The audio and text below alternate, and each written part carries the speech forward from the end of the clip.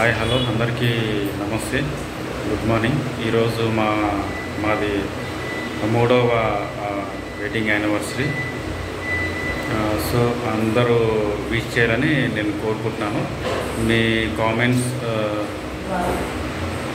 Comment రూపంలో తెలపండి. So ఇప్పుడు గుడికి వెళ్తున్నాము. హాయ్ అందరికీ, ఈరోజు మా మ్యారేజ్ డే అండి.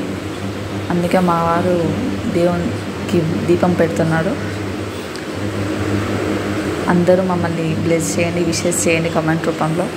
తప్పకుండా మర్చిపోకండి. Please like, share, subscribe.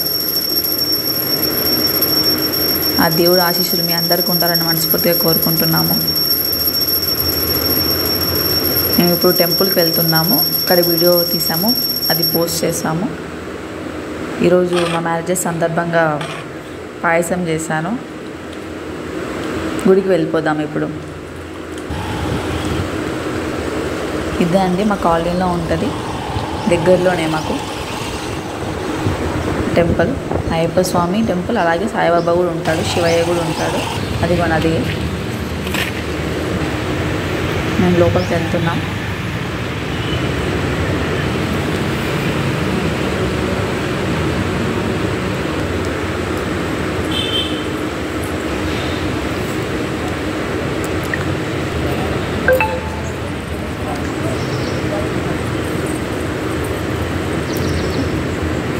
దేవుని దర్శించుకోండి.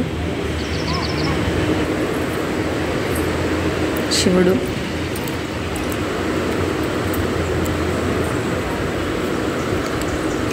ఇప్పుడు అయ్యప్ప స్వామి దగ్గర 18 మెట్లు ఉంటాయి కదా, ఆ ఒక్కొక్క మెట్టుకు ఒక్కొక్క అర్థం ఉందండి. ఇప్పుడు ఆ అర్థం మీకు క్లియర్గా వివరిస్తాను. అంటే ఒక స్వామి 18 సంవత్సరాలు మాల ధరిస్తారండి. అంటే ఒక్కొక్క సంవత్సరం ఒక్కొక్క మెట్టులాగా. అంటే ఒక్కొక్క మెట్టు అంటే ఒక్కొక్క సంవత్సరం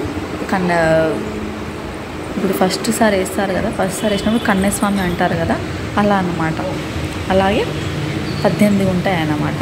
అంటే ఫస్ట్ సంవత్సరంలో కన్యస్వామి అంటారు కదా, 2వ సంవత్సరం కత్తి స్వామి అంటారు, 3వ సంవత్సరం గంట స్వామి, 4వ సంవత్సరం గదస్వామి, 5వ సంవత్సరం విల్లు స్వామి, 6వ సంవత్సరం జ్యోతి స్వామి, 7వ సంవత్సరం సూర్యస్వామి, 8వ సంవత్సరం చంద్రస్వామి, 9వ సంవత్సరం వేలుస్వామి అంటే అయ్యప్ప స్వామి యొక్క ఆయుధం అన్నమాట. 10వ సంవత్సరం విష్ణు చక్ర స్వామి, 11వ సంవత్సరం శంఖదార స్వామి, 12వ సంవత్సరం నాగభరణ స్వామి, 13వ సంవత్సరం శ్రీహరి స్వామి, 14వ సంవత్సరం పద్మస్వామి, 15వ సంవత్సరం త్రిశూల స్వామి, 16వ సంవత్సరం శ్రీ శాంకరి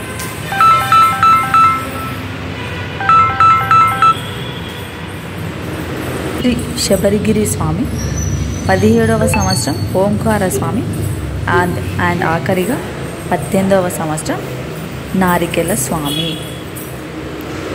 ఇప్పుడు దానికి గుర్తులు కూడా ఉంటాయండి ఒక్కొక్క సంవత్సరంలో. ఇక్కడ ఆంజనేయ స్వామి ఉన్నారు సాయి పక్కనే. అందరూ దర్శనం చేసుకోండి.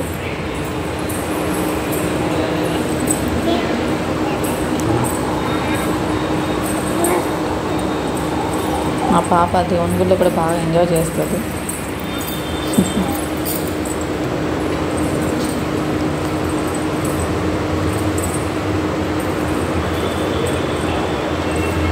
జాజ దేవుణ్ణి మొక్కుతుంది, నాకు మొక్కమని చెప్తుంది.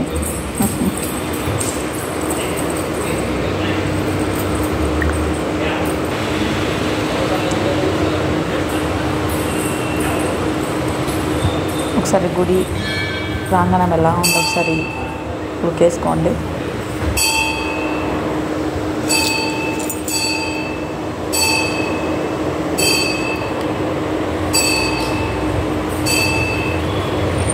ఇప్పుడు పైకి వెళ్ళిపోదాం. పైన అయ్యప్ప స్వామి ఉన్నారు, దర్శనం చేసుకుందాం.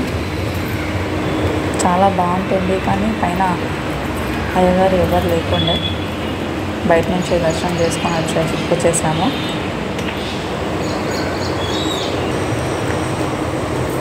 ఇక్కడ మీరు గమనించినట్లయితే అక్కడ తత్వమసి అని కనిపిస్తుంది మీకు.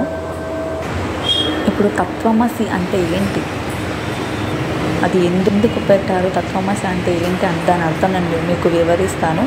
తత్వమసి అంటే తత్ అంటే అది అని అర్థం, త్వం అంటే నీవు అని అర్థం, అసి అంటే ఉన్నావు, తత్వమసి అంటే అది నీవు అని అర్థం అన్నమాట. అది అంటే ఏంటి, తత్తులో అది అని చెప్తున్నాం కదా, అది అంటే ఏంటి అనగా బ్రహ్మం అన్నమాట. త్వం అంటే నీవు అని చెప్తున్నాం కదా, నీవు అంటే ఏంటి ఆత్మ అని అర్థం. అసి అంటే ఉన్నావు అనగా ఏంటి అనగా బ్రహ్మమాత్మ ఉన్నావు అని అర్థం. ఇప్పుడు ఇంకోటి ఏంటంటే ఈ పదం ఎక్కడి నుంచి వచ్చిందంటే సంస్కృత మంత్రం అన్నమాట. ఇది దీని అర్థం ఏంది చెప్పాను కదా మీకు, అది నీవే లేదా నువ్వే అనే అర్థం అన్నమాట. ఈ పదం ఎక్కడి నుంచి వచ్చిందని అంటే వేదాంతం నుండి వచ్చిన ఒక గొప్ప వాక్యం అన్నమాట. ఇది సత్యం అనగా విశ్వం మరియు ఆత్మ అని అర్థం అన్నమాట. ఒకే ఒక తత్వం అని తెలియజేస్తుంది, ఒకే ఒక తత్వం అని తెలియజేస్తుంది. సరే అండి, నేను చెప్పింది మీకు బాగా అర్థమైందని అనుకుంటున్నాను. ఇంటికి వెళ్తున్నాము.